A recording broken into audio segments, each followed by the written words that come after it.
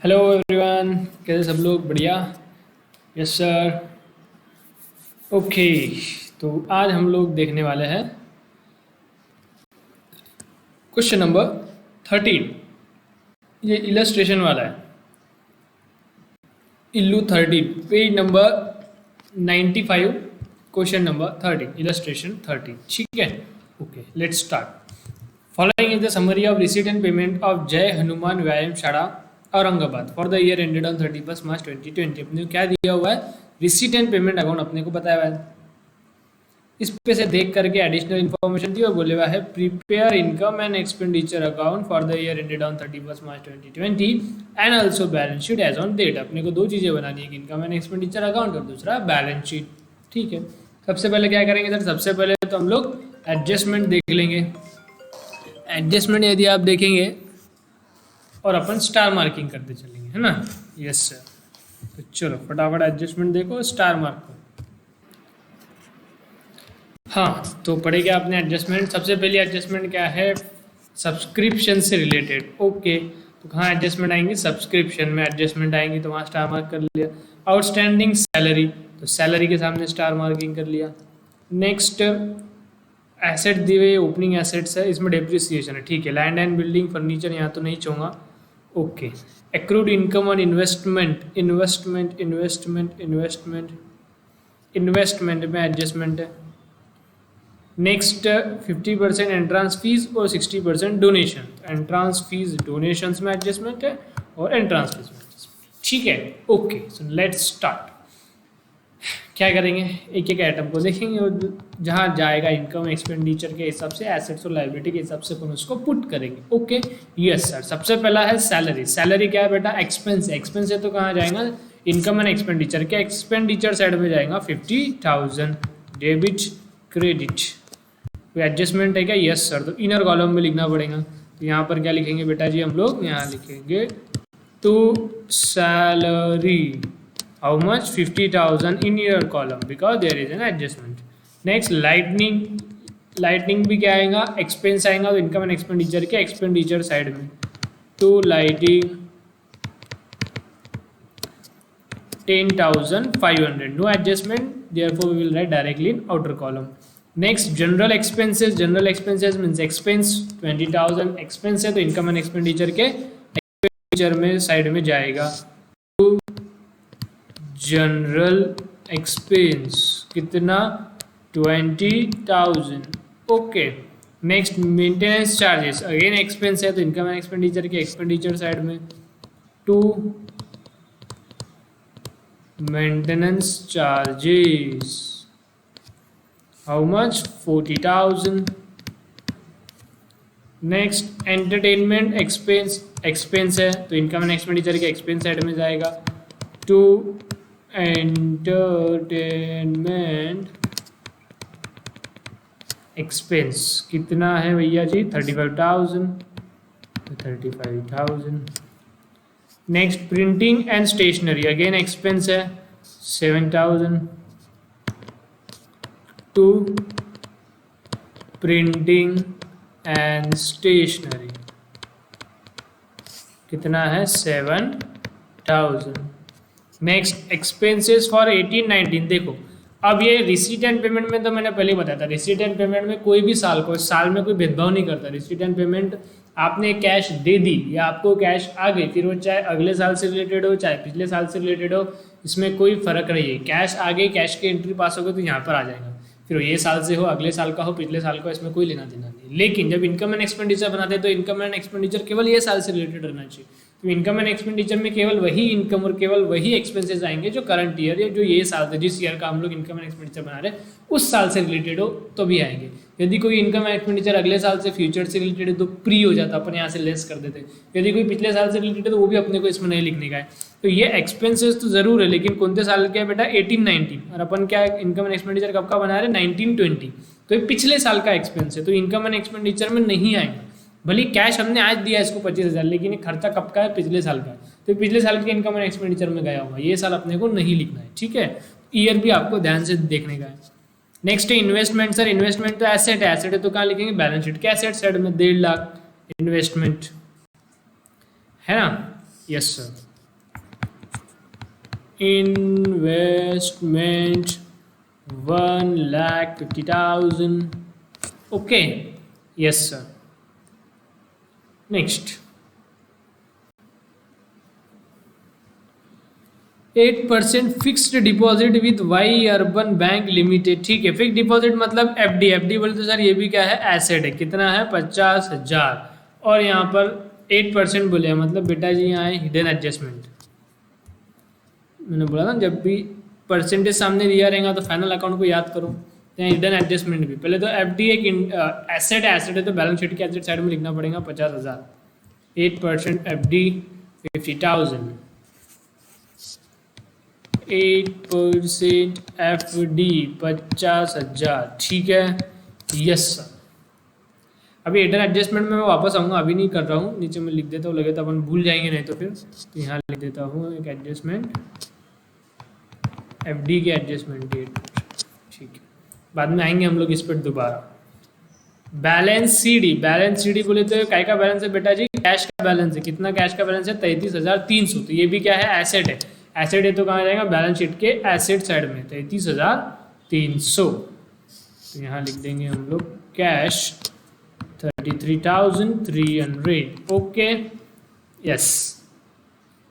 Next balance. ये opening balance of cash sir कहीं नहीं जाता, पहले देख लिया हमने. सब्सक्रिप्शन कौनते साल का बना रहे हैं हम लोग, 1920. तो केवल कौन सा लिखेंगे अपन, ये 1920 वाला. 1819 का नहीं, ये पिछले बार का है तो ये नहीं लिखना है.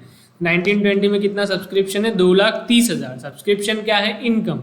इनकम है तो कहाँ जाएगा, इनकम एंड एक्सपेंडिचर के इनकम साइड में. By subscription how much, 2,30,000. Okay, next donations. Donations again income 60,000. तो इनकम एंड एक्सपेंडिचर के इनकम साइड में बाय डोनेशंस कितना था, 60,000. एडजस्टमेंट है इसलिए इनर कॉलम में लिखेंगे इसे भी. Next receipts from entertainment. इनको कहीं से पैसे आए एंटरटेनमेंट के, 40,000. अगेन इनकम है, पैसे आए तो by receipt from entertainment how much, 40,000. No adjustment इसलिए आउटर कॉलम में लिख लेंगे डायरेक्टली. नेक्स्ट है इंटरेस्ट ऑन एफडी. जो एफडी मिला उस पर, एफडी थी हमारी, उस पर हमको ब्याज मिला. कितना मिला, 3,000. इस पर भी एडजस्टमेंट आएगा, बाद में मैं बताऊंगा जब वो 8% का बताऊंगा. तो 3,000 अपने को इंटरेस्ट मिला. इनकम है तो कहाँ आएगा, इनकम साइड में बाय इंटरेस्ट ऑन एफडी 3,000 रुपया. Next entrance fees. Again income है 50,000 तो इनकम साइड में आएगा by entrance fees 50,000. Next income from investment. Investment से इनकम हुई 1,000. अगेन इनकम है तो इनकम साइड में आएगा बाय इनकम फ्रॉम इन्वेस्टमेंट. इसमें भी एडजस्टमेंट है नीचे देख लेंगे 1,000. ठीक है, तो यहाँ से रिसीट एंड पेमेंट हो गया खत्म. अब एक एक एडजस्टमेंट देखनी है हमें. सबसे पहले एडजस्टमेंट थोड़ी सी अलग है, स्टार मार्क कर लेना, आपको याद रखना है इसको. ठीक है, जो भी थोड़ा सा अलग रहता है उसको स्टार मार्क करके अलग से कहीं पे तो भी लिख लेना एग्जाम के पहले, ताकि वो अलग अलग चीज़ अपने को ध्यान में रहे. अब इन्होंने क्या बोला बेटा जी, जय हनुमान व्यायामशाला हैज़ 5,000 मेंबर. इनका जो व्यायामशाला, इनकी जो सोसाइटी, इनका जो ट्रस्ट या फिर इनके जो भी संगठन, ये एसोसिएशन या जो भी कुछ है इनका, उसमें कितने लोग जुड़े हुए हैं इनसे, 5,000. तो 5,000 इनसे मेंबर्स है. Paying annual subscription of 50 each. हर व्यक्ति कितना, एनुअल. एनुअल बोले तो साल में एक बार, इसको अपन एनुअल बोलते हैं. कितना रुपये देता है, 50,000 ईच. तो 5,000 मेंबर 50 रुपये हर एक व्यक्ति देता है. तो टोटल साल भर का इनका सब्सक्रिप्शन कितना हो जाता है बेटा, 2.5 लाख रुपये. ठीक है, और हमें कितना दिया हुआ है रिसीट एंड पेमेंट में, देखो 2,30,000. होना कितना चाहिए, 2.5 लाख. आ गया कितना, 2,30,000. इसका मतलब क्या है, 20,000 अभी भी आना बाकी है. ये समझा क्या, यस. नीचे इन्फॉर्मेशन दी हुई थी कि भैया हमारे पास 5,000 मेंबर है, हर मेंबर से हम 50 रुपये लेते, तो टोटल कितने रुपए हमको आते सब्सक्रिप्शन के नाम से, 2.5 लाख रुपये. लेकिन इस बार कितना दिख रहा है आपको, केवल 2,30,000. इसका मतलब क्या है, इसका मतलब सर जी ये है कि 20,000 अभी भी आना बाकी है. उसको क्या बोलेंगे, आउटस्टैंडिंग सब्सक्रिप्शन. तो आउटस्टैंडिंग सब्सक्रिप्शन कितना है, 20,000. ये कैसे मैंने निकाला, ये रिवर्स कैलकुलेशन, देखो टोटल सब्सक्रिप्शन होना चाहिए 2.5 लाख, नीचे निकाल लिया मैंने, 230 आ गया, इसका मतलब 20,000 अभी भी आना बाकी है। तो मैं क्या बोलता हूँ, आउटस्टैंडिंग सब्सक्रिप्शन, बरोबर। यस सर, अब आउटस्टैंडिंग सब्सक्रिप्शन बोले तो ऐसी इनकम जो मिलना बाकी है, मिलना बाकी है तो फ्यूचर में मिलेंगी, तो एसेट है तो कहाँ जाना चाहिए, बैलेंस शीट के एसेट में भी जाना चाहिए, तो बैलेंस शीट के एसेट साइड में भी लिखेंगे हम लोग, क्या लिखेंगे, आउटस्टैंडिंग सब्सक्रिप्शन, कितना था 20,000, ओके ओके। नेक्स्ट, थोड़ी सी अलग एडजस्टमेंट अभी तक नहीं आई थी तो ध्यान में रखना आपको। नेक्स्ट है आउटस्टैंडिंग सैलरी, सैलरी 12,000 देना बाकी है। आउटस्टैंडिंग सैलरी के दो इफेक्ट क्या होंगे सर, एक तो सैलरी में ऐड आउटस्टैंडिंग सैलरी कितना 12,000, तो टोटल हो जाएगा हमारा 62,000। और आउटस्टैंडिंग सैलरी बोले तो देना बाकी है, फ्यूचर में देना पड़ेगा, लायबिलिटी है, लायबिलिटी इसलिए बैलेंस शीट के लायबिलिटी साइड में आउटस्टैंडिंग सैलरी 12,000, ठीक है, okay. Next, on 1 April 2019 the assets stood as under, 1 April 2019 को हमारे पास इतने एसेट थे, एक था बिल्डिंग थी 70,000 की, एक फर्नीचर था 45,000 का, और इसको अपने को डिप्रिशिएट करना है 10%, तो बिल्डिंग और फर्नीचर 70, 45, तो ये देखो जब हमारे पास एसेट साइड में लिखेंगे बिल्डिंग और फर्नीचर, लेकिन वो जो वैल्यू है बेटा साल के शुरुआत की वैल्यू है, कितनी थी, बिल्डिंग थी 70,000 की, फर्नीचर था 45,000 का, लेकिन साल के अंत में क्या होगा, डिप्रिसिएशन दिया है, तो इसमें से अपने को क्या करना पड़ेगा, लेस डिप्रिसिएशन, कितना परसेंट है 10%, 70,000 का 10% 7,000, ये इसमें से माइनस कर दिया तो कितना बचेगा 63,000।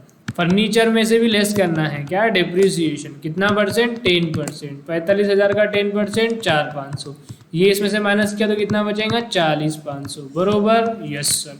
डिप्रिसिएशन का दूसरा इफेक्ट क्या आएगा, एक्सपेंस साइड में, तो डिप्रिसिएशन ऑन, दो चीज़ों पर डिप्रिसिएशन था, एक तो बिल्डिंग और एक फर्नीचर, बिल्डिंग पर 7,000, फर्नीचर पर 4,500, तो टोटल डिप्रिसिएशन है हमारा 11,500, okay. Next, income accrued on investment 2,000, income accrued on investment, accrued income बोले तो मैंने बताया, अक्रूड इनकम मतलब आउटस्टैंडिंग इनकम, ऐसी इनकम जो मिलना बाकी, तो मिलना बाकी है तो कहाँ मिलेंगे, फ्यूचर में मिलेंगे, फ्यूचर में मिलेंगे तो क्या एसेट है, तो अक्रूड इनकम बोले तो आउटस्टैंडिंग इनकम, आउटस्टैंडिंग इनकम के दो इफेक्ट क्या होते हैं सर, एक तो इनकम में ऐड, तो दूसरा बैलेंस शीट के एसेट साइड में, तो इनकम में ऐड कर दो 2,000, ये इनकम में आपको दिख रहा होगा, ये इनकम फ्रॉम इन्वेस्टमेंट, तो इसमें अपने क्या करना है ऐड, ये आउटस्टैंडिंग इनकम ही, लेकिन इसको अक्रूड भी बोलते हैं अपन, दूसरा नाम है उसका अक्रूड इनकम, कितना था 2,000, 1,000 है ना कि 10,000, 1,000 ही है, गलती से आ गया,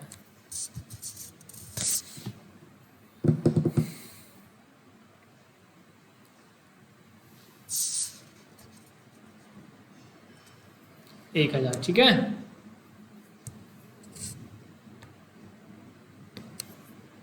टोटल इनकम हो गई है 3,000, और ये अक्रूड इनकम बोले तो इनकम मिलना बाकी है, फ्यूचर में मिलेगा, तो अपने को क्या होगा एसेट है, एसेट है तो ऐड करेंगे, अब ये कौन सा है इन्वेस्टमेंट पर है, तो अपने को क्या करना पड़ेगा, इन्वेस्टमेंट में ऐड करते हैं अपन, कोई भी एसेट में जो इंटरेस्ट मिल रहा है, इनकम मिल रही है हमको एसेट में ऐड करेंगे, ऐड करके बताते हैं, तो यहाँ पर हम लोग लिखेंगे अक्रूड इनकम कितना 2,000, तो हमारा टोटल इन्वेस्टमेंट कितना हो जाएगा 1,52,000, ठीक है, यस सर।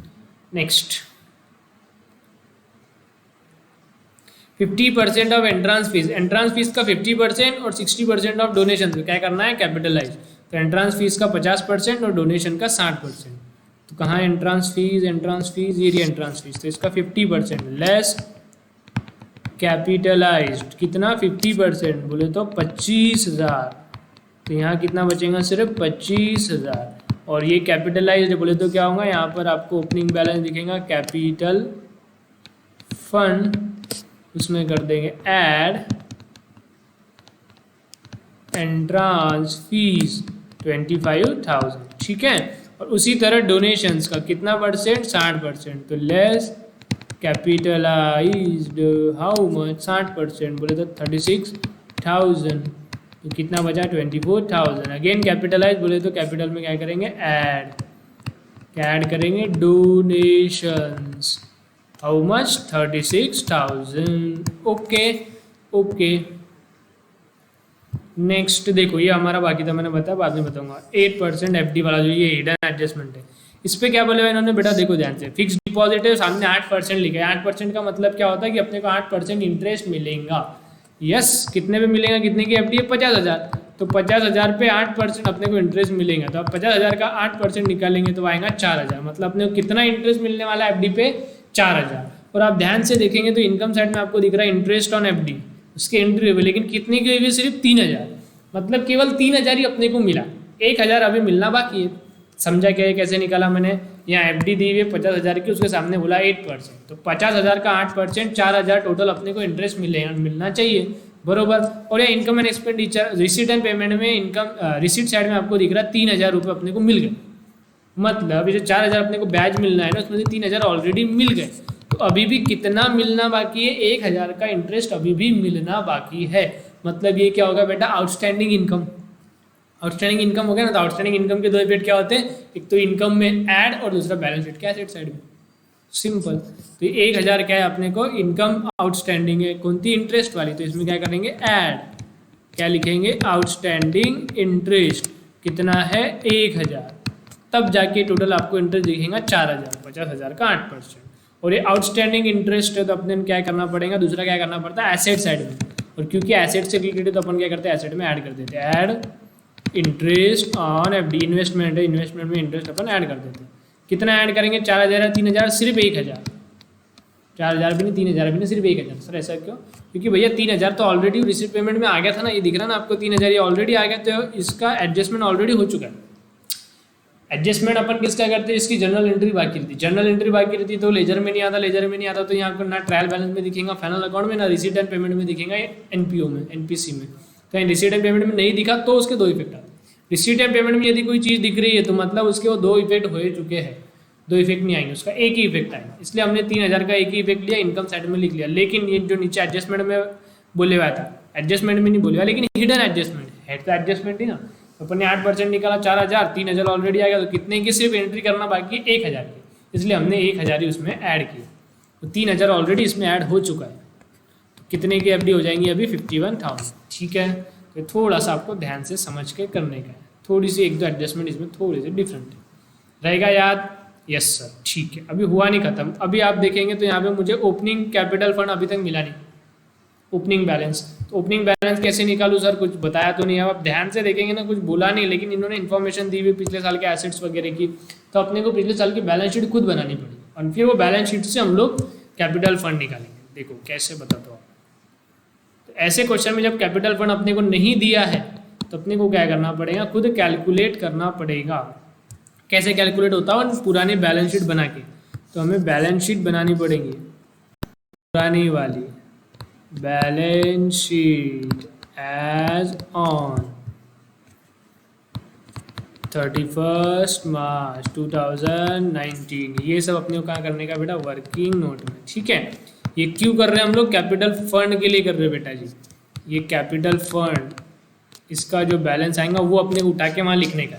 तब ये बैलेंस शीट में क्या क्या आएगा, देखो ये दो चीज़ें तो यहाँ पे इन्होंने बताई भी। देखो on 1 April 2019 assets to under land and building और फर्नीचर। लैंड एंड बिल्डिंग इन्होंने बोले 70,000 का, फर्नीचर 45,000 का। तो ये दो एसेट तो हमको मिल गए, लैंड एंड बिल्डिंग और फर्नीचर। यहाँ लिख देंगे अपन land and building 70,000, furniture 45,000। Sir ये दो ही आइटम रहेंगे, एक बार देखते सारी चीज़ों को अच्छे से, फिर अपने को समझेंगे क्या क्या रहना चाहिए। अब देखो यहाँ पे ये जो बैलेंस है कैश का, वो अब काम में आएगा। ये ओपनिंग बैलेंस दिया था 32,800, मतलब ये 31 मार्च 2020 है, तो 31 मार्च 2019 को बैलेंस होगा कैश का कितना, 32,800। तो ये पहली बार हमें काम में आया ओपनिंग बैलेंस। तो ये कैश एसेट है, तो बैलेंस शीट में इतना दिख रहा होगा। तो पिछले साल के बैलेंस शीट में कैश का बैलेंस दिख रहा होगा 32,800, जो कि इस बार का ओपनिंग बैलेंस है, पिछले बार का क्लोजिंग बैलेंस रहेगा, सीधी बात है। ठीक है, और देखते कुछ हमको मिलता क्या। एडजस्टमेंट में तो कुछ नहीं मिल रहा, एडजस्टमेंट में से केवल ये दो एसेट मिले हमें पिछले साल से रिलेटेड, वो हमने लिख दिया। ठीक है, रिसीट एंड पेमेंट में से ओपनिंग बैलेंस कैश का हमने लिख दिया। और पिछले साल की कोई चीज़ इसमें दिख रही क्या, ध्यान से देखो, दो चीज़ें दिख रही इसमें जो पिछले साल से रिलेटेड है। एक तो ये सब्सक्रिप्शन, ठीक है। और देखो ध्यान से, कुछ दिख रहा है क्या पिछले साल का 18-19 का कुछ दिख रहा है क्या? दिखा क्या आपको? मुझे दिख गया। पिछले साल से रिलेटेड जो चीज़ है, पिछले साल से रिलेटेड इसमें एक और चीज़ है जो कि है एक्सपेंसेस फॉर 18-19, यहाँ लिखा हुआ है। दिखा क्या? ये देखो, एक्सपेंसेस फॉर 18-19 25,000, ये पिछले साल से रिलेटेड है। सब्सक्रिप्शन 18-19 ये भी पिछले साल से रिलेटेड, तो ये भी बैलेंस शीट में आएगा। कैसे? अब ध्यान दो, यहाँ क्या बोला इन्होंने, रिसीट एंड पेमेंट कौन से साल का है? 31 मार्च 2020, मतलब करंट ईयर अपन इसको बोलते समझने के लिए। तो करंट ईयर में इन्होंने क्या एक्सपेंस फॉर 18-19, इन्होंने पैसे दिए। पेमेंट साइड में आ गया, मतलब इन्होंने कैश में पेमेंट किया, कैश कम हुई, तो इन्होंने 25,000 कैश दी। लेकिन ये किस लिए दी? ये ऐसे खर्चे हैं जो कि 18-19 में किए गए थे, समझ रहे हो? मतलब पिछले साल हमने कोई खर्चे किया होगा। फॉर एग्जाम्पल मान के चलो ये था इलेक्ट्रिसिटी का बिल, मान लो ये पिछले साल का 25,000 और हमने भरा ही नहीं। अब ये साल करंट ईयर में हमने वो बिल भर दिया, तो कैश तो ये साल में कम होंगी। तो cash account receipt and payment में आपको दिख रहा 25,000 से कम हुआ, लेकिन वो एक्सपेंस में ये साल का है क्या? वो एक्सपेंस कब का है? पिछले साल का है। तो अब यदि पिछले साल का एक्सपेंस में ये साल पे कर रहा है, इसका मतलब क्या है? वो एक्सपेंस पिछले बारी मैंने पे नहीं किया।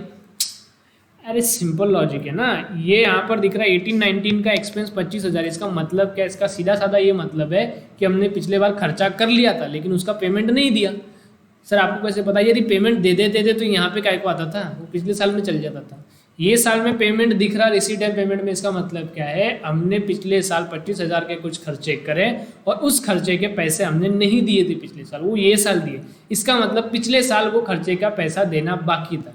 इसका मतलब पिछले साल ये खर्चे थे आउटस्टैंडिंग। तो पिछले साल ये 25,000 को हम क्या बोलेंगे? Outstanding expense. ये पिछले बार की कहानी बता रहा हूँ, ये समझ रहा क्या? अरे पेमेंट ये साल दिया, इसका मतलब पिछले साल वो खर्चे देना बाकी थे, आउटस्टैंडिंग एक्सपेंस थे।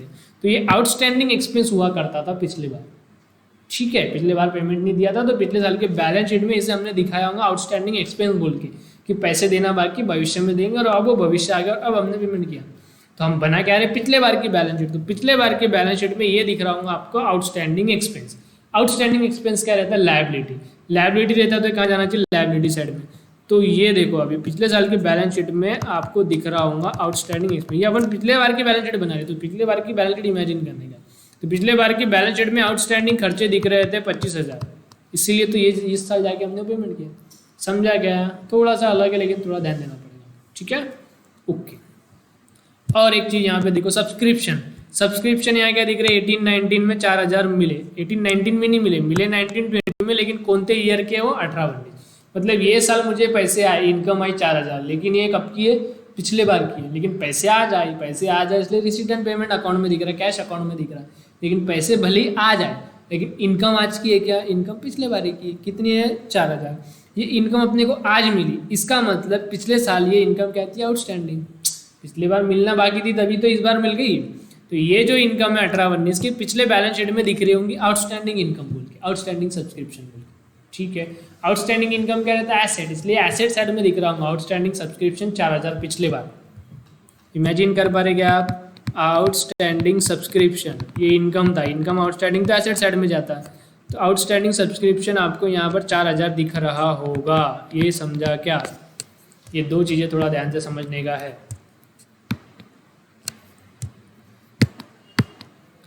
आउटस्टैंडिंग सब्सक्रिप्शन इस बार ही मिला, पिछले बार का मतलब पिछले बार ही आउटस्टैंडिंग था। खर्चा हमने इस बार ही पेमेंट किया, इसका मतलब पिछले बार ये खर्चे का पेमेंट करना बाकी था, आउटस्टैंडिंग था, ठीक है। तो ये होगी पिछले बार की बैलेंस शीट खत्म। इसकी टोटल निकालेंगे तो टोटल आएंगी 70,000 प्लस 45,000 प्लस 32,800 प्लस 4,000, 151,800, 151,800। इसमें से 25,000 माइनस कर देंगे तो आप ओपनिंग बैलेंस कैपिटल फंड का कितना आ गया? 126,800। ये मैंने कैसे निकाला बेटा? ये निकाला मैंने बैलेंसिंग फिगर। बैलेंसिंग फिगर का मतलब क्या था? पहले टोटल कर ली और फिर जितना बैलेंस बच गया मैंने वो निकाला। तो कैपिटल फंड का ओपनिंग बैलेंस कितना था?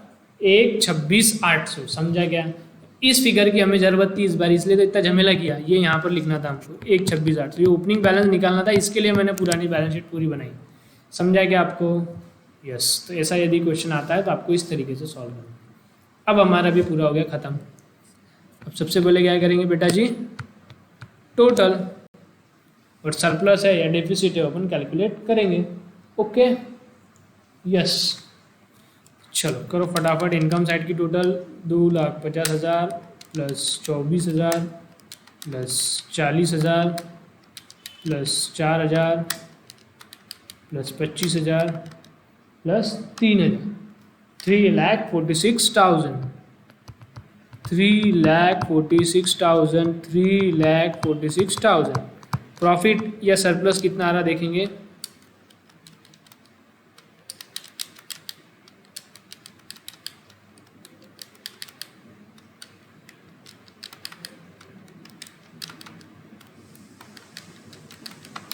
एक लाख साठ हजार का आ रहा है सरप्लस। 1,60,000 इसको हम लोग बोलेंगे टू सरप्लस। और ये सरप्लस कहाँ जाएगा, ये सरप्लस ऐड हो जाएगा कैपिटल में, ओपनिंग कैपिटल में।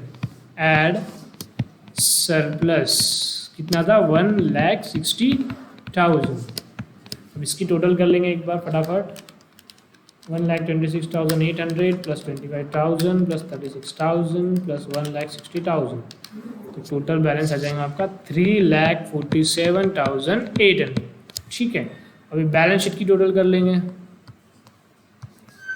बैलेंस शीट की टोटल आएगी 63,000 plus 40,500 plus 1,52,000 plus 51,000 plus 33,300 plus 20,000, 3,59,800।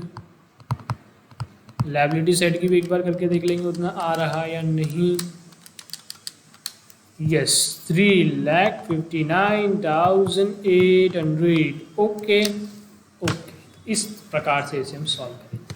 बढ़िया क्वेश्चन था, अच्छा क्वेश्चन था। इसको आपने करना है स्टार मार्क। ठीक है, स्टार मार्क का मतलब एग्जाम के पहले इसको हम लोग एक बार फटाफट ज़रूर देखेंगे। ठीक है, या सॉल्व करके देखेंगे। चलो अभी लिख लो आप लोग फटाफट इसे।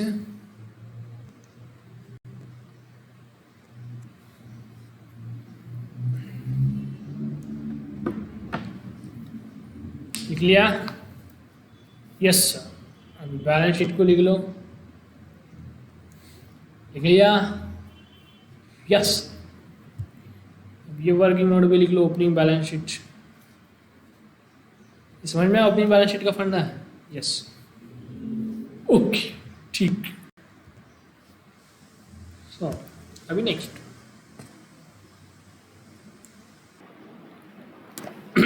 आज तो चलो समझ में आपका अच्छा है ओपनिंग बैलेंस शीट वाला क्वेश्चन। यदि ओपनिंग कैपिटल फंड आपको कहीं पर नहीं दिया हुआ है तो ओपनिंग कैपिटल फंड के लिए आपको ओपनिंग बैलेंस शीट बनानी पड़ेगी। तो ओपनिंग बैलेंस शीट कैसे बनाते हैं आपको समझ में आ गया? यस। तो ठीक है, अपन एक और क्वेश्चन देखते हैं जिसमें ओपनिंग बैलेंस शीट बनानी है। ठीक है, आप आ जाओ अभी प्रैक्टिकल प्रॉब्लम नंबर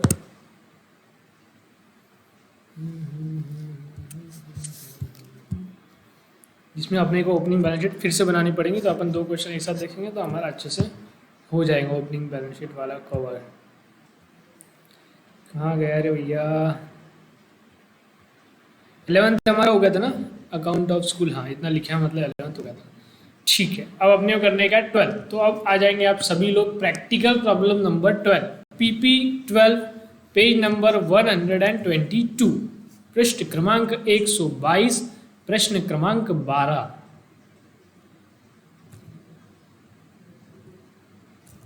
ठीक है जी,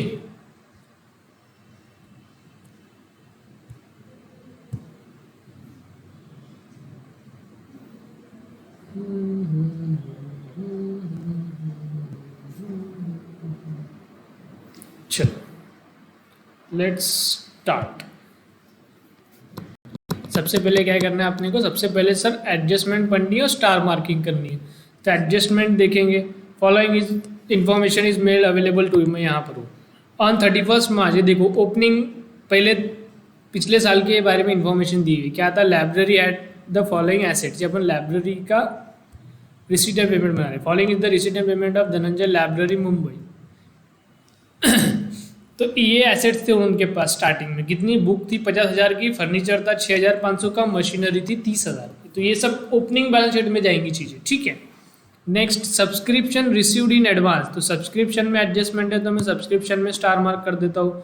नेक्स्ट आउटस्टैंडिंग सैलरी और रेंट, तो सैलरी में एडजस्टमेंट है, रेंट में एडजस्टमेंट है। देन एडमिशन फीस में एडजस्टमेंट है। देन फर्नीचर में एडजस्टमेंट है, फर्नीचर यहाँ पर नहीं है जो अपन को बैलेंस शीट में लिखना पड़ेगा, लेकिन ये रहा furniture 6500। Next library books were purchased on this, depreciation was this, तो लाइब्रेरी बुक में एडजस्टमेंट है। Investments were purchased on this, तो इन्वेस्टमेंट में एडजस्टमेंट है, where are the investment, here are the investment, ठीक है ओके। तो जब आप एसेट देखेंगे ना, एसेट पे डिप्रिसिएशन निकालेंगे ना, थोड़ा ध्यान से, क्योंकि ओपनिंग बैलेंस में भी कुछ एसेट थे, मतलब शुरुआत से भी हमारे पास कुछ एसेट थे, फिर बीच में हमने कुछ खरीदे और फिर उस पर डिप्रिसिएशन लगाने का, ठीक है। तो आपको ध्यान देना है अच्छे से, बाकी कुछ नहीं, बस ये इसमें थोड़ा सा डिफिकल्टी, बाकी इजी क्वेश्चन। तो now let's start. First of all salaries, what is salary? Salary is expense, expense है तो ये कहाँ जाएगा? इनकम एंड एक्सपेंडिचर के एक्सपेंस साइड में, ठीक है ओके। एडजस्टमेंट है इस वजह से ये इनर कॉलम में जाएगा, तो यहाँ पर क्या लिखेंगे भैया? एक्सपेंडिचर में टू सैलरीज, कितनी सैलरी है? 9000। नेक्स्ट रेंट, रेंट क्या है सर? रेंट भी एक्सपेंस है तो कहाँ जाएगा? इनकम एंड एक्सपेंडिचर के एक्सपेंस साइड में, to rent. How much rent? 7500। Next investment 6000, तो इन्वेस्टमेंट भी क्या है? Expense. No sir, investment asset है, एसेट है तो कहाँ जाएगा? बैलेंस शीट के एसेट साइड में। कितना? 6000। तो बैलेंस शीट के एसेट साइड में हम लोग लिखेंगे investment 6000 okay. Next stationery, stationery क्या है? एक्सपेंस, तो इनकम एंड एक्सपेंडिचर के एक्सपेंस साइड में 1350, to stationery 1350। Next electric charges, again expense है तो इनकम एंड एक्सपेंडिचर के एक्सपेंस साइड में, to electric charges. How much? 850। Next books, sir books asset है तो एसेट पे जाएगा 5000, लेकिन आप देखेंगे ध्यान से तो शुरुआत में हमारे पास ऑलरेडी 50000 की किताबें थी, मतलब शुरुआत में 50000 की किताबें थी और हमने 5000 की अभी खरीदी, ठीक है। तो जब आप लिखेंगे ना बुक्स को 5000 एसेट साइड में, तो पहले अपने को 50000 भी लिखना पड़ेगा क्योंकि ओपनिंग बैलेंस था बुक का। यहाँ आपको लिखना पड़ेगा बुक्स, पहले से हमारे पास कितनी थी? 50000, ऐड हमने क्या किया? और बुक खरीदी, बुक्स परचेज, कितने की बुक खरीदी? 5000 की। टोटल 55,000 की हमारे पास किताबें हो चुकी है और ये 55,000 पर डिप्रिसिएशन आएगा, ये समझा क्या? यस। तो जब भी आपको ओपनिंग बैलेंस शीट दी हुई या पिछले साल की बैलेंस शीट दी हुई और उसमें कुछ एसेट दी हुई, तो आपने ध्यान में रखना है कि उसका ओपनिंग बैलेंस आपने बराबर से यहाँ पर भी लेना है। नेक्स्ट आउटस्टैंडिंग एक्सपेंसेस फॉर 18-19, अब इसको लिखूँ क्या? नहीं, क्यों? ये खर्चा कब का है? 18-19। हम कब का रिसीट एंड पेमेंट बना रहे? 19-20, 19-20। ये 18-19 का एक्सपेंस है तो ये इनकम एंड एक्सपेंडिचर में नहीं आएगा। सर फिर क्यों दिया है? अब आपको पिछले बार का क्वेश्चन याद होगा, ये दिया बेटा ओपनिंग बैलेंस शीट के लिए, ये पिछले बार का खर्चा है, आज हमने पे किया, इसका मतलब पिछले साल की बैलेंस शीट में ये क्या होगा? आउटस्टैंडिंग। तो पिछले बार की बैलेंस शीट में आउटस्टैंडिंग एक्सपेंस लायबिलिटी साइड में जाएगा, इस वजह से यहाँ पे दिया, ठीक है। तो जब भी आपने ध्यान में रखना, जब भी कोई पिछले बार के एक्सपेंसेस यदि यहाँ दिख रहे हैं आपको, तो ओपनिंग बैलेंस शीट में जाएंगे, पिछले बार की बैलेंस शीट में जाएंगे, इसलिए दिए। करंट ईयर के ना तो बैलेंस शीट में आएंगे, करंट ईयर के ना तो इनकम एंड एक्सपेंडिचर में आएंगे, ठीक है पक्का। देन बैलेंस सीडीज, ये काय का बैलेंस है? कैश का। ये क्या है? एसेट। तो 4650 हमारे पास कैश है, तो बैलेंस शीट के एसेट साइड में कैश 4650, ठीक है ओके। अभी इधर आ जाएंगे ओपनिंग बैलेंस। सर ये ओपनिंग बैलेंस कहीं नहीं जाएगा ना बेटा, जाता है, अब आपको पता है ओपनिंग बैलेंस शीट में जाता है। तो ओपनिंग बैलेंस शीट आपको बनानी है ना, तो आपको रिसीट एंड पेमेंट में से ध्यान रखना है कौन सी चीज़ें ओपनिंग बैलेंस शीट में जानी चाहिए। तो हाथों हाथ बाजू में लिख देना पड़ेगा, ये ओपनिंग बैलेंस शीट वाला आइटम है, ये कैश का क्लोजिंग बैलेंस यहाँ पे ओपनिंग बैलेंस है, और एक 18-19 के एक्सपेंस है, ये ओपनिंग बैलेंस शीट में जाएगा। तो जब अपन ओपनिंग बैलेंस शीट बनाएंगे तो ये दो चीज़ें भी उसमें आएंगी, आपको ध्यान रखना है, ठीक है okay. Then admission fees income है, तो इनकम एंड एक्सपेंडिचर के इनकम साइड में 4500 रुपये by admission fees 4500। Next subscription ये भी इनकम है, तो इनकम एंड एक्सपेंडिचर के इनकम साइड में 20,000 by subscription 20,000। Okay next, lecture hall hire charges, हमने हॉल है, हॉल भाड़े पे दिया, उससे इनकम है हमको 4,200, तो अगेन ये इनकम है, तो इनकम साइड में आएगा बाय हॉल हायर। ठीक है, जैसा दिया वैसे लिखो जान दो। क्या दिया? Hall hire charges by hall hire charges. कितना आया भैया भाड़े पे देखे? 4,200 रुपये इनकम हुई, 4,200। ओके ओके जी। नेक्स्ट है मिसलेनियस इनकम, 250 इनकम है, तो इनकम एंड एक्सपेंडिचर के इनकम साइड में जाएगा बाय मिसलेनियस इनकम। कितना? 250, 250 रुपया। नेक्स्ट है बेटा जी इंटरेस्ट ऑन इन्वेस्टमेंट, इन्वेस्टमेंट पे हमें इंटरेस्ट मिल रहा है, कितना मिल रहा है?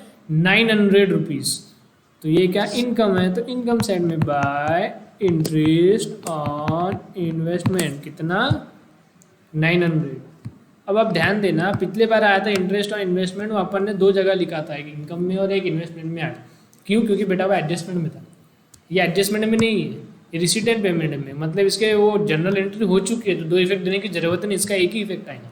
2 इफेक्ट कब आता था? यदि वो एडजस्टमेंट में दिखा रहता था कि इंटरेस्ट ऑन इन्वेस्टमेंट 900, तब 2 इफेक्ट आते थे, क्योंकि एडजस्टमेंट में जनरल एंट्री बाकी 2 इफेक्ट होंगे, एक इनकम में जाता था, एक इन्वेस्टमेंट में ऐड होता था।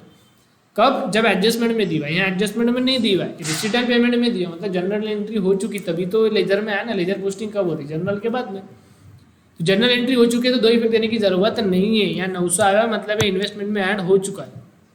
ठीक है, ओके। अब एडजस्टमेंट पे आ जाएंगे, ये ओपनिंग बैलेंस शीट के एडजस्टमेंट है, इसको लास्ट में लिखेंगे। Subscription received in advance amounted to 500, ये क्या है? सब्सक्रिप्शन रिसीव्ड इन एडवांस, पहले मिल गया। Pre received subscription, pre received income. Pre received income के 2 इफेक्ट क्या होते हैं? एक तो इनकम में से लेस और एक बैलेंस शीट के लायबिलिटी साइड में। तो करेंगे वैसा 500, एक तो इन्वेस्टमेंट में से इनकम में से लेस। प्री रिसीव्ड इनकम बोलो या एडवांस इनकम बोलो, एक ही बात है, एडवांस सब्सक्रिप्शन। कितना मिल गया? पहले ही 500 रुपया, तो यहाँ से हटा देंगे, और दूसरा क्या आएगा? ये लायबिलिटी साइड में जाएंगे, एडवांस सब्सक्रिप्शन। कितना मिल गया भैया एडवांस में? 500 रुपये। ठीक है, ओके। नेक्स्ट है बेटा जी आउटस्टैंडिंग सैलरी 1300 और रेंट 950। आउटस्टैंडिंग एक्सपेंस के 2 इफेक्ट क्या होते हैं? एक तो एक्सपेंस में ऐड और बैलेंस शीट के लायबिलिटी साइड में। यहाँ पर लिखेंगे ऐड आउटस्टैंडिंग सैलरी 1300, तो ये हो जाएगा 10,300, और दूसरा रेंट भी है, तो रेंट में भी ऐड कर देंगे, ऐड आउटस्टैंडिंग रेंट। कितना है? 1300, और इधर कितना है? 950, तो ये हो जाएगा 8,450। और ये आउटस्टैंडिंग के दूसरे फिट क्या होते हैं? लायबिलिटी। 1300 950, 1300 और 950 आउटस्टैंडिंग सैलरी और आउटस्टैंडिंग रेट। ठीक है, okay. Next 50% of admission fees should be capitalised. Admission fees का 50% क्या करना है? कैपिटलाइज। तो यहाँ से क्या करेंगे? लेस और कैपिटल में add, less capitalised. How much? 50%। तो 4,500 का आधा क्या होगा? 2,250, 2,250 है ना। ये यहाँ से कम हो जाएगा, तो यहाँ पर हो जाएगा 2,250, और दूसरा क्या होगा? कैपिटल में ऐड। यहाँ पर शुरू में रहेगा कैपिटल फंड का ओपनिंग बैलेंस, उसमें हमें करना है ऐड एडमिशन फीस 2,250। ठीक है, नेक्स्ट बेटा जी फर्नीचर टू बी डिप्रिशिएटेड है 10% पर एनम। फर्नीचर को 10% पर एनम से डिप्रिशिएट करना मांगता। ओके, लेकिन फर्नीचर हमने लिखा कहाँ भी? ये रहा, देखो ओपनिंग बैलेंस शीट में दिया फर्नीचर 6500, मतलब हमारे पास साल की शुरुआत में 6500 का फर्नीचर था। यहाँ लिख लेंगे फर्नीचर 6500 साल की शुरुआत में था, ओपनिंग बैलेंस था फर्नीचर का, इतना लिख दिया। इसमें से करना है हमें लेस डेप्रीसिएशन 10%, तो कितना होएगा 650, तो कितना बचेगा ये 500, 150 बोले तो 5850, ठीक है। डेप्रीसिएशन का दूसरा इफेक्ट क्या होगा, एक्सपेंस है, एक्सपेंस है तो इनकम एंड एक्सपेंडिचर के एक्सपेंस साइड में टू डेप्रीसिएशन ऑन फर्नीचर 650, ठीक है। Next, library books were purchased on 1 April 2019, मतलब जब हमने नई बुक, ये बुक खरीदी ना, यहाँ पे देखो बुक खरीदी हमने, ये बुक खरीदी 5000 की। ये कब खरीदी भैया जी, उन्होंने बोला 1/4/2019, मतलब साल के शुरुआत में, मतलब पहले दिन पे खरीदी, मतलब ये बुक्स हमारे साथ पूरे 12 महीने थी, मतलब इस पर पूरे 12 महीने का डिप्रिसिएशन है। ये डेट डिप्रिसिएशन निकालने के लिए, यदि ये बोलते थे 1 अक्टूबर को खरीदी, तो जो 5000 की बुक खरीदी उस पर 6 महीने का याद था, और जो शुरू से हमारे पास बुक है 50,000 की, उस पर पूरा साल भर का था। लेकिन ये 50,000 भी हमारे पास शुरू से है, और ये 5000 जो खरीदा वो भी साल के शुरुआत में ही खरीदा, मतलब टोटल 55,000 ही हमारे पास शुरू से, मतलब पूरे 55,000 पे 12 महीने का डिप्रिसिएशन आएगा, कितना 10%। समझा क्या ये? अरे भैया ये जो बुक्स है ना, बुक्स, ये बुक के जो 50,000 रुपये की जो बुक्स है वो पहले से हमारे पास है, पूरे 12 महीने हमारे साथ में थी। ये हमने बुक्स और खरीदी थी 5000, तो ये साल के पहले दिन ही खरीदी, तो ये भी 12 महीने हमारे साथ थी, तो टोटल 55,000 की बुक 12 महीने हमारे साथ में थी, तो 12 महीने का डिप्रिसिएशन आएगा 10% से। तो यहाँ पर करेंगे लेस डिप्रिसिएशन एट 10%, 55,000 का 10% होएगा 5,500, ठीक है। तो ये बचेगा 49,500। डिप्रिसिएशन का दूसरा इफेक्ट क्या है, इनकम एंड एक्सपेंडिचर के एक्सपेंडिचर साइड में, डिप्रिसिएशन ऑन बुक्स 5,500, ठीक है। Okay, next, investment were purchased on 1/4/2019, बोले तो ये इन्वेस्टमेंट भी दिया हमने, इन्वेस्टमेंट खरीदी, तो इन्वेस्टमेंट भी कब खरीदी इन्होंने बता दिया भैया, साल के पहले दिन, मतलब 12 महीने हमारे पास इन्वेस्टमेंट थी, और they carry interest eight 20% per annum, और उस पर हमें ब्याज मिलने वाला है, कितना ब्याज मिलने वाला है 20% पर एनम, ठीक है। अब देखो आप ध्यान से, यहाँ पे इन्वेस्टमेंट दिया है 6,000, दिखा क्या, 6,000 का इन्वेस्टमेंट है, हमने इन्वेस्टमेंट में पैसा लगा, इन्वेस्टमेंट खरीदा 6,000 का, बरोबर।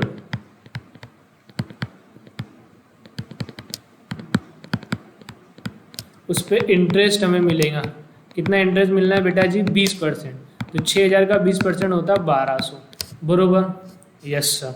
लेकिन 1200 रुपये हमें इंटरेस्ट मिलना है, बरोबर है 6,000 पे, लेकिन आप ध्यान से देखेंगे जब भी इन्वेस्टमेंट रहा ना क्वेश्चन में, और इंटरेस्ट ऑन इन्वेस्टमेंट भी है एडजस्टमेंट में या हिडन एडजस्टमेंट में, तो आपने हाथों हाथ देखना है कि ऑलरेडी अपने को कुछ इंटरेस्ट मिल चुका क्या। ये जो 6,000 का मैंने कहीं पे इन्वेस्टमेंट किया ना बेटा, तो 20% से मेरे को 1200 रुपये उस पर बैच मिलना चाहिए, और 1200 रुपये बैच में से अपना ने देखना है कि रिसीट एंड पेमेंट में अपने को इंटरेस्ट ऑन इन्वेस्टमेंट दिखाई देता है, मतलब ये 1200 में से कितना इंटरेस्ट मुझे ऑलरेडी मिल चुका। हो सकता कुछ भी नहीं मिला, कुछ भी नहीं मिला तो पूरा का पूरा 1200 क्या रहेंगे, आउटस्टैंडिंग इंटरेस्ट, तो आउटस्टैंडिंग इंटरेस्ट के 2 इफेक्ट आएंगे। या हो सकता है 1200 में से पूरा का पूरा 1200 ऑलरेडी मिल गया मुझे, तो उसका कोई इफेक्ट नहीं आएगा। या हो सकता है 1200 में से 600 मिल गया, 600 मिलना बाकी है। ये इंटरेस्ट तो मैंने क्या कैलकुलेट किया कि 6,000 पे 1200 रुपये मुझे इंटरेस्ट मिलना चाहिए। अब रिसीट एंड पेमेंट को थोड़ा ध्यान से देखने का, और यहाँ पर आपको दिखेगा, देखो इंटरेस्ट ऑन इन्वेस्टमेंट 900, तो यहाँ पर 900 रुपये अपने को ऑलरेडी मिल चुके, तो 1200 रुपये जो अपने को इंटरेस्ट मिलना चाहिए था, 1200 में से 900 मिल चुका, समझे क्या आप, ये 900 ऑलरेडी मिल चुका, रिसीव्ड, ये रिसीट एंड पेमेंट में दिख गया मुझे, इसलिए समझ में आ गया कि 900 मिल गया। मतलब केवल कितना मिलना बाकी है, आउटस्टैंडिंग इंटरेस्ट केवल 300 रुपये का मिलना बाकी है, ठीक है। ये वर्किंग नोट में लिख लेने का आपने, वर्किंग नोट, कितना आउटस्टैंडिंग इंटरेस्ट है, 300 रुपये मिलना बाकी है आउटस्टैंडिंग इंटरेस्ट। आउटस्टैंडिंग इंटरेस्ट के 2 इफेक्ट क्या होंगे, एक तो बेटा इंटरेस्ट में ऐड, इंटरेस्ट ऑन इन्वेस्टमेंट ये रहा 900 रुपये, एक तो इफेक्ट क्या होता है इसमें ऐड, आउटस्टैंडिंग इंटरेस्ट कितना 300, तो तब जाके आपका टोटल इंटरेस्ट दिखेगा आपको 1200, बरोबर, यस।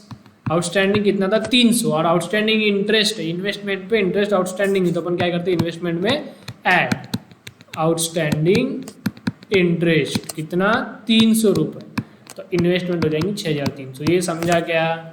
20% से मैंने निकल लिया भैया 1200 मुझे मिलना चाहिए, अब ऑलरेडी रिसीट एंड पेमेंट में दिख रहा है कि 900 मिल चुका, तो कितना है बाकी है सिर्फ 300 रुपये।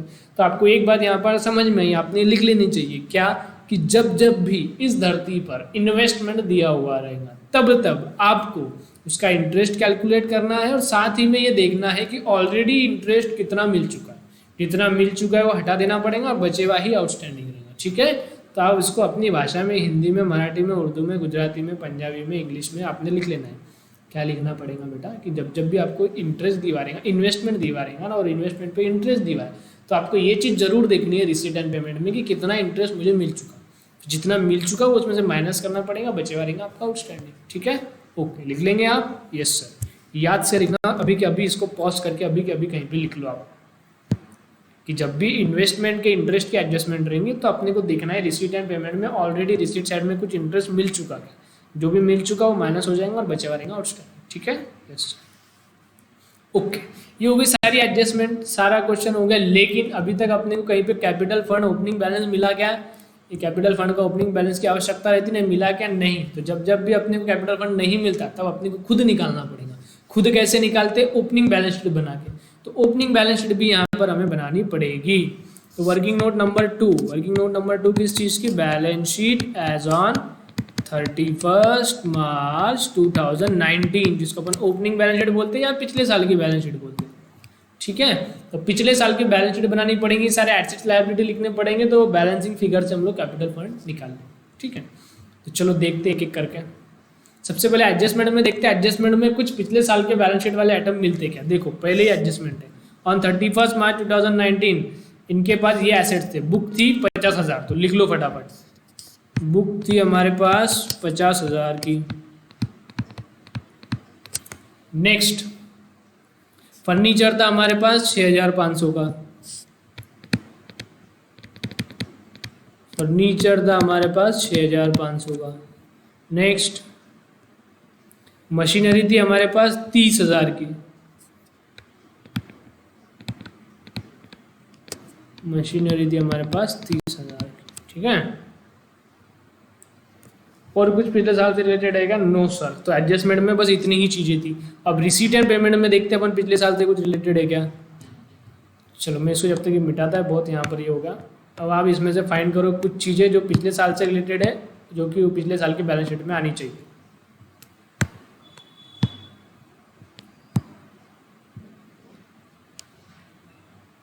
दिखा क्या आपको कुछ? मुझे ऑलरेडी 2 चीज़ें दिखाई दे दी जो पिछले साल से रिलेटेड, आपको भी दिखाई देनी चाहिए थी। तो आपकी नज़र थोड़ी सी पेनी हो जानी चाहिए, पेनी बोले तो बेटा अच्छी, तेज नज़र। पिछले साल से रिलेटेड कौन सी चीज़ है जो पिछले साल के बैलेंस शीट में जाएगी? सबसे पहले तो आपने ये ध्यान में रखना, हर बार अगर ओपनिंग बैलेंस शीट बनानी है तो ओपनिंग बैलेंस शीट में ये चीज़ तो जाएंगी। क्या? ये ओपनिंग बैलेंस जो दिया है कैश का, ये रहता पिछले बार का क्लोजिंग बैलेंस। अरे अपन BD/CD करते कि नहीं, यहाँ पे CD रहेगा, तो पिछले बार का क्लोजिंग बैलेंस था, तभी इस बार का ओपनिंग बैलेंस है।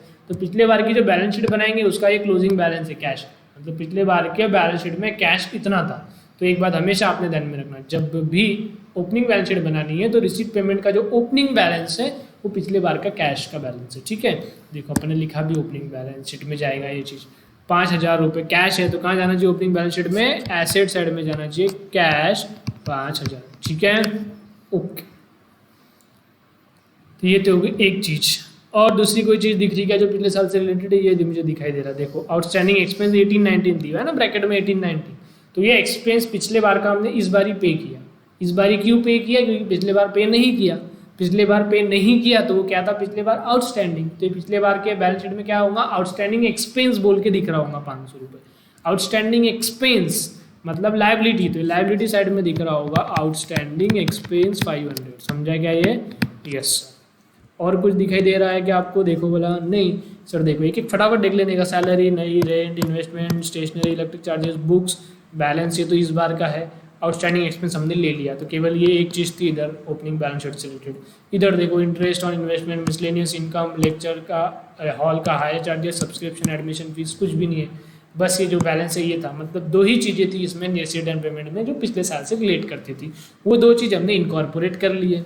नेक्स्ट एडजस्टमेंट में बस केवल ये पहली ही एडजस्टमेंट थी ओपनिंग बैलेंस रिलेटेड, वो भी हमने इनकॉर्पोरेट कर लिया, तो सारी चीज़ें हमारी हो गई खत्म। तो ओपनिंग बैलेंस शीट को क्लोज करेंगे और कैपिटल फंड का बैलेंस निकालेंगे।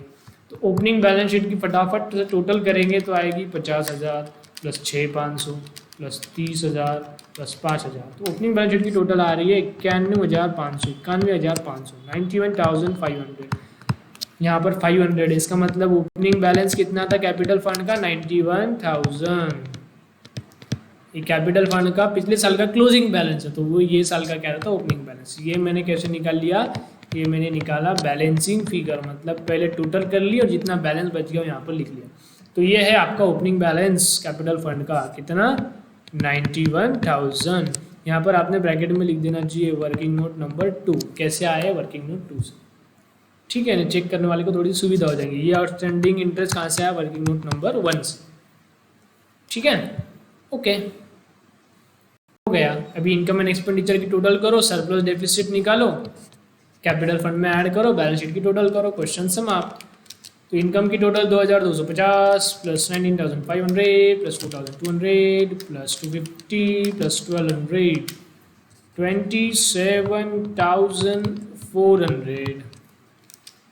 27,400 minus 10,300 minus 8,450 minus 1,350 minus 850।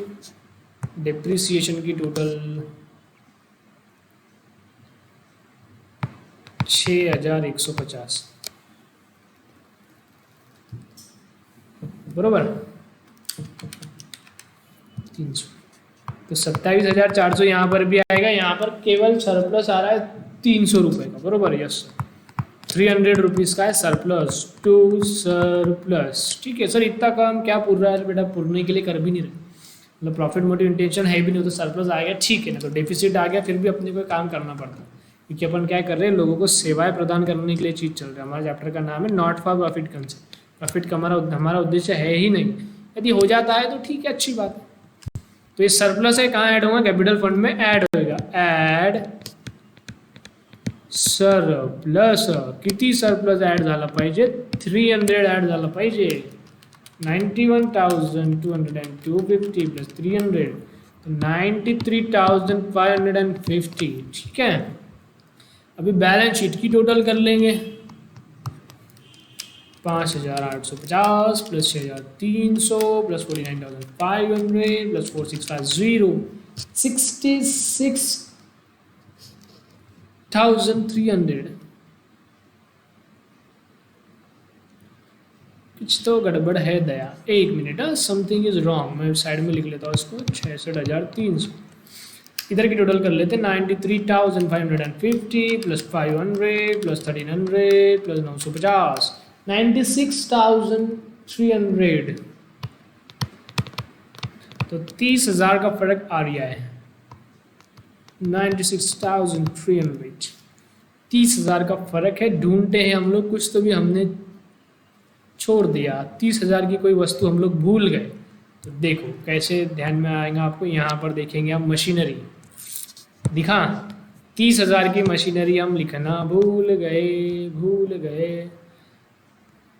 यहाँ पर आएगी मशीनरी 30,000, अब जाके आएगी टोटल 96,300। ओके बेटा जी, समझ में आया, यस सर। तो ये भी अच्छा क्वेश्चन था, इसे भी स्टार मार्क कर लेंगे। स्टार मार्क मतलब एग्जाम के पहले हमें सॉल्व करना है, एग्जाम में आई थिंक 8-9 दिन की छुट्टी अकाउंट्स को, तो सारे क्वेश्चन एक क्वेश्चन हम लोग सॉल्व कर सकते हैं, एक चैप्टर को पूरा एक दिन देके सारे क्वेश्चन भी सॉल्व कर सकते हैं। तो पर्याप्त समय है हमारे पास, पर्याप्त बोले तो इनफ, बहुत समय है। तो ये था प्रैक्टिकल प्रॉब्लम नंबर 12। फटाफट इसे आप अपनी अपनी कॉपी में लिख लेंगे, लिख लिया, यस। अभी बैलेंस शीट को भी लिख लेंगे, लिख लिया, यस। अभी वर्किंग नोट भी लिख लेंगे, पहले वाले लिख लो, अभी बैलेंस शीट वाले लिख लो, कोई साथ में लिख रहा हो तो लिख लो, कोई टीवी पर देख रहा हो तो एक साथ में लिख लो। ठीक बा, ठीक, okay, thank you, tata, bye bye.